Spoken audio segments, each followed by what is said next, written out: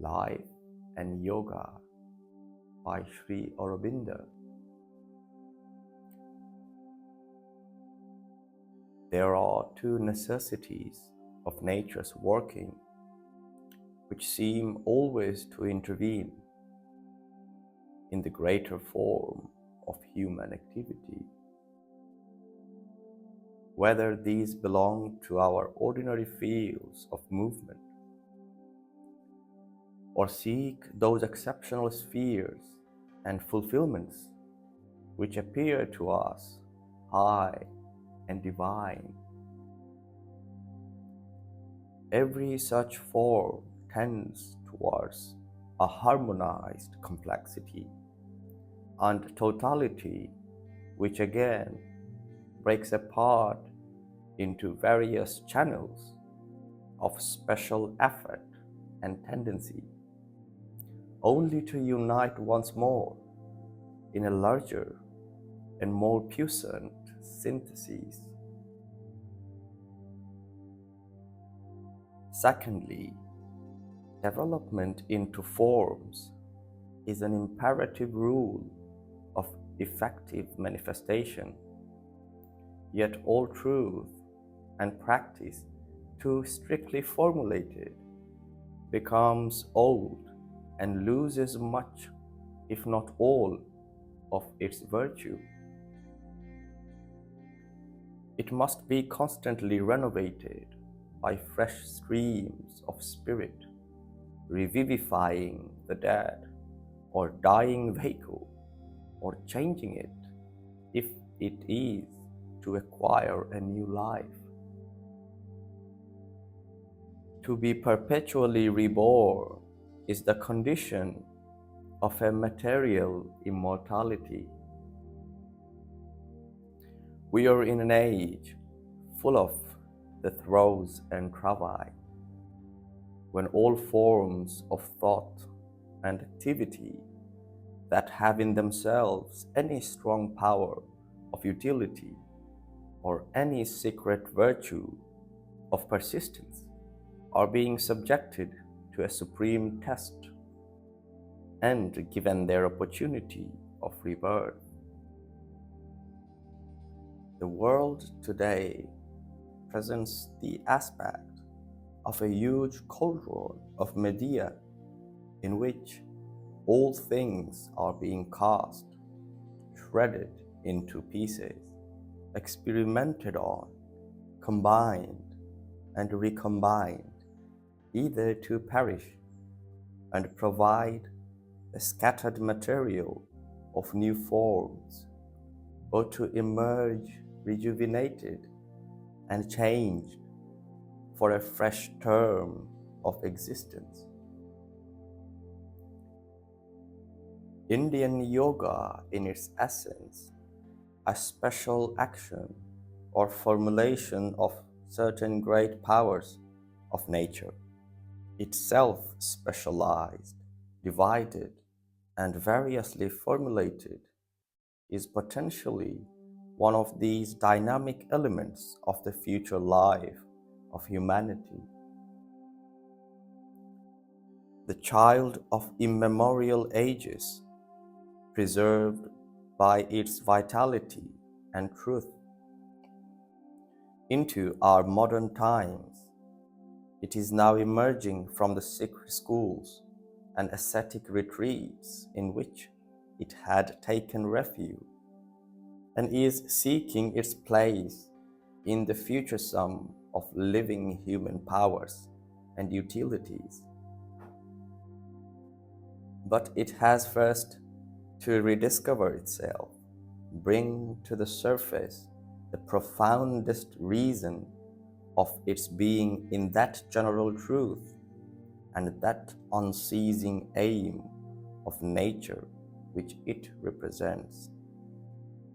and find by virtue of this new self-knowledge and self-appreciation of its own recovered and larger syntheses, reorganizing itself, it will enter more easily and powerfully into the reorganized life of the race, which its processes claim to lead within, into the most secret penetralia and upward to the highest altitudes of existence and personality.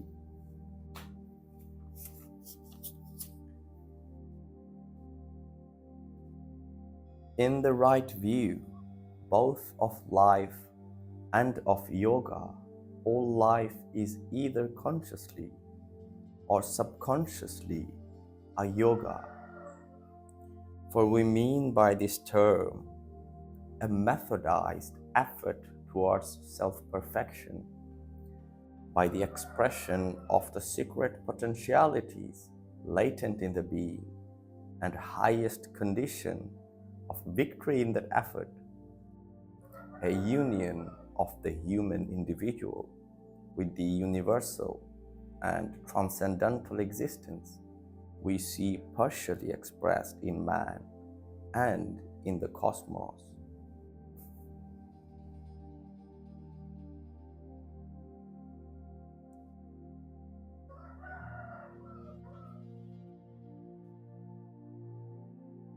But all life, when we look behind its appearances, is a vast yoga of nature, who attempts in the conscious and the subconscious to realize her perfection in an ever-increasing expression of her yet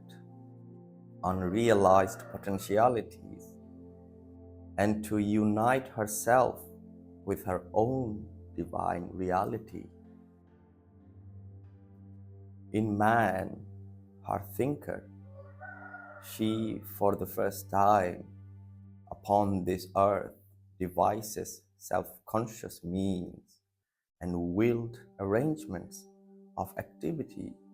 by which this great purpose may be more swiftly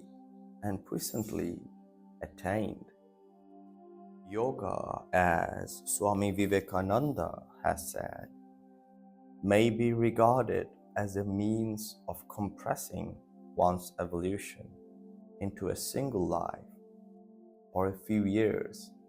or even a few months of bodily existence. A given system of yoga, then, can be no more than a selection or a compression into narrower but more energetic forms of intensity of the general methods which are already being used loosely, largely in a leisurely movement with a profuse apparent waste of material and energy, but with a more complete combination by the Great Mother in her vast upward labor. It is this view of yoga that can alone form the basis for a sound and rational synthesis of yogic methods. For then, yoga ceases to appear something mystic and abnormal, which has no relation to the ordinary great movements of subjective and objective self-fulfillment. It reveals itself rather as an intense and exceptional use of powers that she has already manifested or is progressively organizing in her less exalted but more general operations. Yogic methods have something of the same relation to the customary psychological workings of man as has the scientific handling of the force of electricity or of steam to their normal operation in nature. And they too, like the operations of science, are formed upon a knowledge developed and confirmed by regular experiment, practical analyses, and constant resolve. All Raja Yoga, for instance, depends on this perception and experience that our inner elements, combinations, functions, forces can be separated or dissolved, can be new combined and set to novel and formerly impossible workings, or can be transformed and resolved into a new general synthesis by fixed internal processes.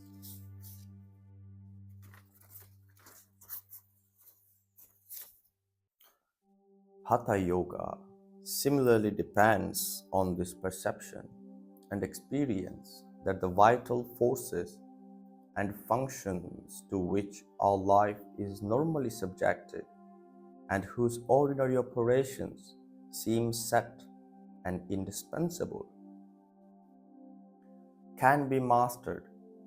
and the impossible and that seem miraculous to those who have not seized the rationale of their process. And if in some other of its forms, this character of yoga is less apparent because they are more intuitive and less mechanical, nearer, like the yoga of devotion, to a supernal ecstasy, or like the yoga of knowledge, to a supernal infinity of consciousness and being. Yet they too start from the use of some principal faculty in us by ways and for ends not contemplated in its everyday spontaneous workings. All methods grouped under the common name of yoga are special psychological processes founded on a fixed truth of nature and developing out of normal functions, powers, and resolves which were always latent, but which our ordinary movements do not easily or do not often manifest. But as in physical knowledge, the multiplication of scientific processes has its disadvantages, as that tends, for instance, to develop a victorious artificiality which overwhelms our natural human life under a load of machinery, and to purchase certain forms of freedom and mastery at the price of an increased servitude. So the preoccupation with yogic processes and their exceptional results may have its disadvantages and losses. The yogin tends to draw away from the common existence and lose hold upon it. He tends to purchase wealth of spirit by an impoverishment of his human activities, the inner freedom by an outer death. If he gains God, he loses life, and if he turns his efforts outward to conquer life, he is in danger of losing God. Therefore, we see in India that a sharp incompatibility has been created between life in the world and spiritual growth and perfection. And although the tradition and ideal of a victorious harmony between the inner attraction and the outer demand remains, it is little or else very imperfectly exemplified. In fact, when a man turns his vision and energy inward and enters on the path of yoga, he is popularly supposed to be lost inevitably to the great stream of our collective existence and the secular effort of humanity. So strongly has the idea prevailed, so much has it been emphasized by prevalent philosophies and religions, that to escape from life is now commonly considered as not only the necessity condition, but the general object of yoga. No synthesis of yoga can be satisfying which does not in its aim reunite God and nature in a liberated and perfected human life. In its method, not only permit but favors the harmony of our inner and outer activities and experiences in divine consummation of both. For man is precisely that term and symbol of a higher existence descended into material world, in which it is possible for the lower to transfigure itself and put on the nature of the higher, and the higher to reveal itself in the forms of the lower. To avoid the lie which is given him for the realization of that possibility can never be either the indispensable condition or the whole and ultimate object of his supreme endeavor or of his most powerful means of self-fulfillment. It can only be a temporary necessity under certain conditions or a specialized extreme effort imposed on the individual so as to prepare a greater general possibility for the race. The true and full object and utility of yoga can only be accomplished when the conscious yoga in man becomes like the subconscious yoga in nature, outwardly conterminous with life itself, and we can once more, looking out both on the path and the achievement, say in a more perfect and luminous sense, all life is yoga.